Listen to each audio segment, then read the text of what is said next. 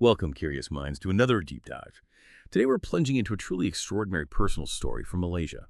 It's quite a tale, weaving together family, tradition, love, loss, and the profound echoes of karma.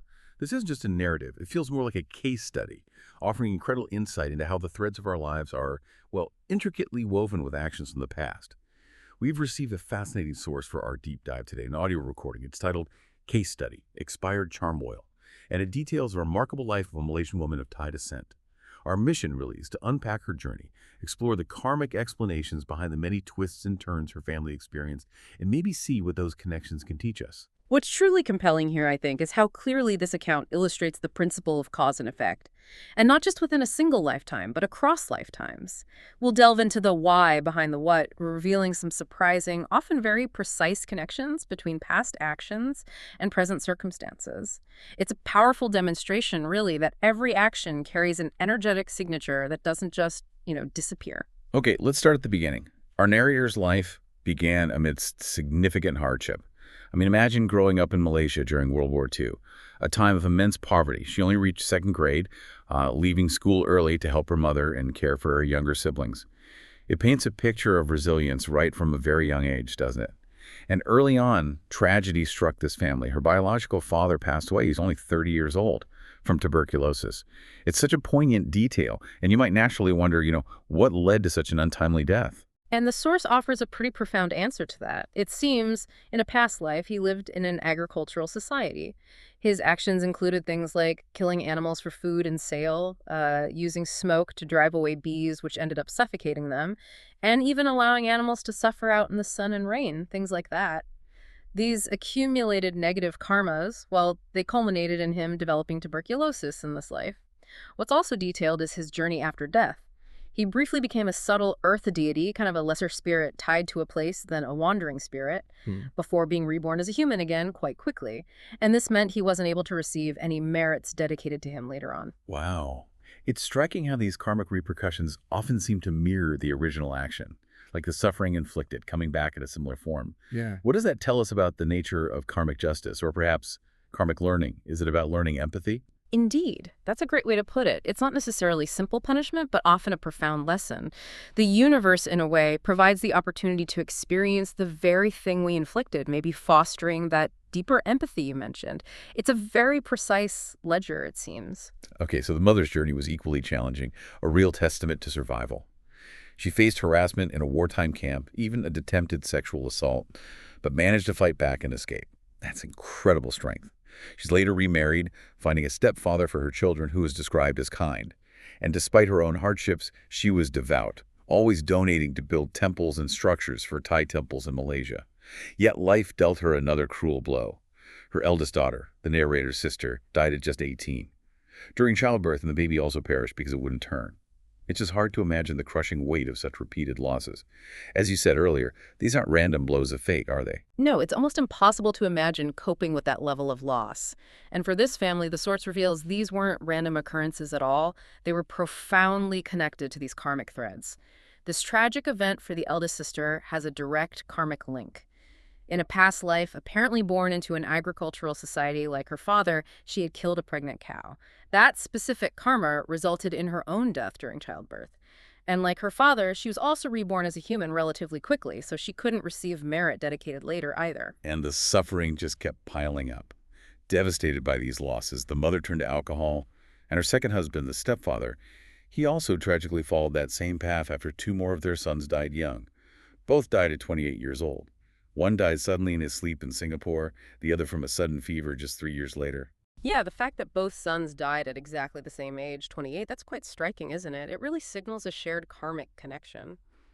According to the source, in a past life, both brothers were soldiers, and they forced prisoners of war to work until they literally died from exhaustion. That shared karmic debt manifested in their early, sudden deaths in this lifetime. After death, both became wandering spirits, essentially, disembodied souls. It was only later, after receiving merit dedicated to them by the living, that they were reborn as general earth deities, though in different locations. And as for the mother and stepfather, their chronic alcoholism, which eventually led to their deaths at 73 and 88, that stemmed from seeking what the source calls an incorrect solution to their life's immense suffering through excessive drinking. Currently, the source states they're in Yamaloka, that's a term in this tradition for a lower realm, sort of a purgatorial state, where beings experience intense suffering as a consequence of their negative actions. In their case, being forced to drink molten copper. Now, their past merits, like building temples, are temporarily easing some of that suffering, just a bit. But the narrator needs to do more, specifically attain Dhammakaya, that state of profound inner peace and enlightenment central to this specific Buddhist tradition, to truly help them escape that difficult state.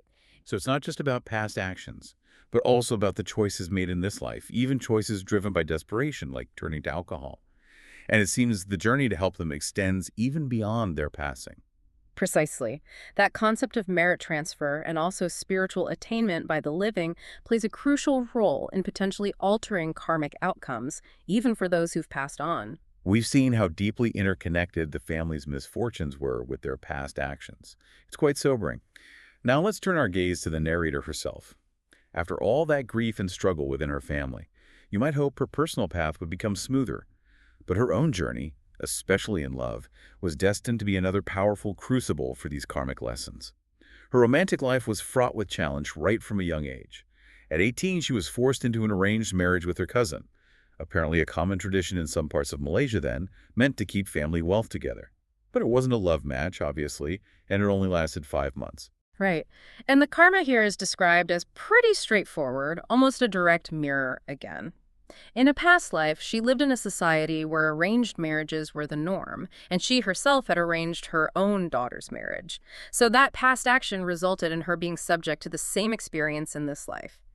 The reason the marriage didn't last, the source says, is because there was no shared merit between her and her first husband. If there had been some positive shared history, it suggests it might have actually endured despite the circumstances. Okay, this next part of a story I found particularly captivating. The unexpected twist her romantic life took. Not long after that arranged marriage ended, she met a young man at a temple fair, and there was this instant, overwhelming attraction. She described it almost like being under a spell. She moved in with him, became pregnant, but then tragically miscarried after falling from a betel nut tree. Then, just 5 months later, that intense love just vanished, gone, and she realized she'd been charmed. Yes, and this was explained as direct karmic retribution, a very precise one. In a past life, when she was a man, she had apparently used something called prey oil, a type of charm oil on women. Now, the source does detail a rather, well, unsettling, even gruesome process for making this oil, involving specific human remains. But the crucial takeaway here is the powerful negative karma generated by using such charms, by overriding another person's free will, manipulating attraction through these sort of dark means. That specific karmic action led directly to her being charmed in this life, and the duration of the charm, exactly 5 months, was said to be directly dependent on the amount or the intensity of the karma she had accumulated from using such charms previously. Wow, that's such a stark illustration, isn't it? How interfering with another's will can rebound so directly, so specifically.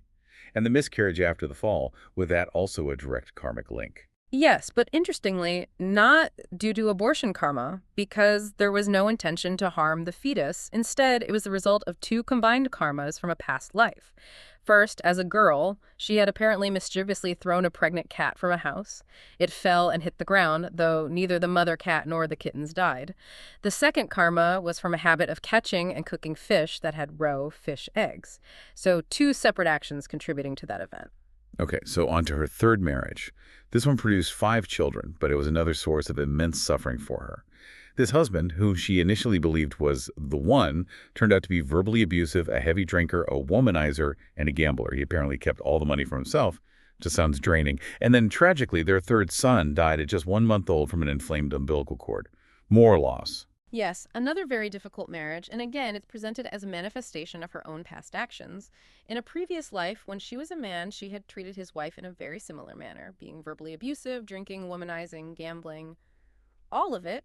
So it was her old karma coming back to her, essentially. This was combined with the husband's new karma he was creating in that life. The source emphasizes it wasn't shared karma bringing them together for a positive reason, but rather her old negative karma seeking its balance. And the death of her third son from the inflamed umbilical cord, that was linked back to a past life where she apparently enjoyed killing baby animals, either for sport or for food. It just illustrates again how specific actions can potentially lead to very specific physical consequences or experiences in a later life. It's just layer upon layer of difficulty. Ultimately, the narrator reached her breaking point. She chose to separate from her third husband for good when his hostility towards her Buddhist practices became unbearable, particularly when he started carrying down signs from her temple.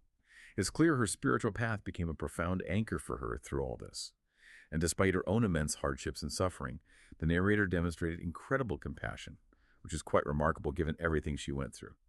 She took in her mother and stepfather in their old age, even though, as we heard, it meant enabling their severe alcoholism, which must have been an incredibly painful choice. And later, she also took in her abandoned niece, a child just left at the hospital by her own mother. These really are profound acts of compassion, aren't they? Especially considering her own life. The niece's abandonment itself was explained as a direct result of the niece's own past karma, apparently. She had abandoned her children in a previous life. But the narrator's act of caring for her, that was framed as a result of the narrator's own good karma, specifically from assisting relatives in the past. This act ensures she herself will be cared for in future lives. It's noted there was no shared karma between them in this specific act of care. It was the narrator's pure compassion creating new, positive karma. It really shows that while past actions play out, new, positive choices can absolutely be made. Even within her own immediate family, her children, the narrator, faced challenges, particularly with her fifth son, who is described as difficult and disobedient. This also ties back to her karmic ledger, doesn't it? It seems nothing is untouched. It does, yes. This situation reflects the narrator's own past karma again. In some past lives, she apparently didn't offer donations respectfully, and at times, she both obeyed and disobeyed her own parents. A mixed bag, you could say. This mixed karma meant that some of her children would be obedient, while others, like the fifth son, would not be. Her fifth son also carried his own inherent stubbornness from his own past actions. So, it's presented as a complex interplay of their individual karmic streams. Throughout this incredible and often painful saga, the narrator found solace and purpose in Buddhism. That seems to be the turning point. Her university-aged daughter introduced her to Wat Phra Dhammakaya in Thailand, leading her to become deeply devoted. She donated 2 Dhammakaya Buddha statues and Dhamma field plates, significant contributions, and she became a merit leader, actively bringing others from Malaysia to participate in temple activities. This feels like a significant shift in her life's narrative, moving from victim of circumstance to active participant in her spiritual path. Absolutely. And this dedication to merit-making is deeply rooted, according to the source, in their shared past. Both the narrator and her daughter were what are called supply troops. In Thai, that's gong sabiang. It's a term for those who generously provide resources and support for spiritual endeavors in previous lives, like patrons or logistical support for spiritual communities. This shared history of good deeds, this positive connection, is why they found each other again, and why it will lead them, the source says, to meet again in the Pure Land, a realm of great joy and spiritual advancement. It's a really beautiful culmination of their positive karmic connection. And finally, wrapping up the source material, we have a fascinating question that was apparently sent in by 2 Buddhist teachers from Malaysia. They asked, what karma allowed them to receive merit and engage in their spiritual mission abroad, spreading these teachings? Right, and what the source reveals here is quite key. It turns out, in a past Buddha era, these 2 teachers were soldiers. They followed a king who eventually ordained as a monk. Inspired, they too became monks and dedicated their entire lives to the monastic path. They practiced Dhamma diligently until they attained Dhammakaya themselves, and crucially, they also made a powerful vow, a strong intention to spread the teachings of Dhammakaya throughout the world. This profound commitment, this practice, and that specific vow from their past lives are presented as the very reasons they are able to spread Dhamma and receive merit abroad in this lifetime. It really demonstrates the incredible power of clear intention and consistent spiritual effort sustained across lifetimes. This whole deep dive into one family's story, it powerfully illustrates that while life throws unexpected challenges and tragedies our way, many of these experiences might not be random at all. They seem intricately connected to actions and intentions from past lives. It highlights the far-reaching power and sometimes startling precision of karma. It's almost like a cosmic ledger, isn't it? Every single action accounted for. Indeed. And what's crucial to understand, I think, from this perspective is that it's not simply about punishment. It's often framed as a profound lesson. The universe, perhaps, giving us the opportunity to experience the consequences of our actions, fostering that deeper empathy and providing a pathway for resolution and growth. It's definitely a powerful reminder that even profound suffering can spark a search for deeper meaning. and that consistent acts of compassion, like the narrator showed, and sincere spiritual practice can actually begin to shift even the most challenging karmic patterns. So what does this all mean for you as you reflect on this incredible, detailed account? Yeah, a critical point kind of emerges from this, doesn't it? What really stands out to you about how past actions, even things that might seem small, like, throwing a cat or catching fish with roe, can apparently echo through generations and shape destinies with such startling precision. And maybe more importantly, considering the narrator's journey from deep suffering to spiritual leadership, how might consistent acts of compassion and sincere spiritual practice offer a path, not just to understand, but maybe to actively shift even deep-seated karmic patterns in your own life, or perhaps for those you care about, something to really mull over?